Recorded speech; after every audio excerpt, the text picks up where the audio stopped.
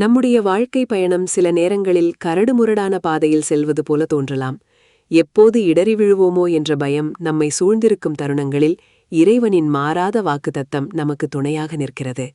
திருவேதாகமத்தில் சங்கீதம் 121 அதிகாரம் 3 இவ்விதம் கூறுகிறது: உன் காலை தள்ளாட ஒட்டார், உன்னை காக்கிறவர் உறங்கார். நம்மை படைத்த தேவன் நம்மை தூரத்திலிருந்து கவனிக்கும் ஒரு சாதாரண பார்வையாளர் அல்ல. அவர் நம் ஒவ்வொரு அடியையும் கண்ணோக்கி பார்த்து நாம் நிலைகுலையாமல் இருக்க தாங்குகிற ஒரு உன்னத பாதுகாவலர். நாம் சோர்ந்து போகும் நேரத்திலும் களைப்படைந்து உறங்கும் நேரத்திலும் அவர் ஒருபோதும் உறங்காமல் விழித்திருந்து நம்மை பாதுகாக்கிறார். வாழ்க்கையின் நிச்சயமற்ற பாதைகளில் நாம் நடக்கும்போது நம்முடைய கால்கள் தள்ளாடாதபடி அவர் நம்மை பிடித்துக் கொள்கிறார். இந்த தெய்வீக பாதுகாப்பு நமக்கு அளவற்ற நிம்மதியையும் தைரியத்தையும் தருகிறது. ஜபம். பரலோகத் தகப்பனே, என் வாழ்க்கையில் நீர் உறங்காமல் என்னை பாதுகாப்பதற்காக உமக்கு நன்றி செலுத்துகிறேன். என் முன்னால் இருக்கும் பாதை நிச்சயமற்றதாகவும் என் கால்கள் பலவீனமாகவும் உணரும்போது நீரே என்னுடைய நிலையான ஆதாரம் என்பதை எனக்கு நினைவுபடுத்தும்.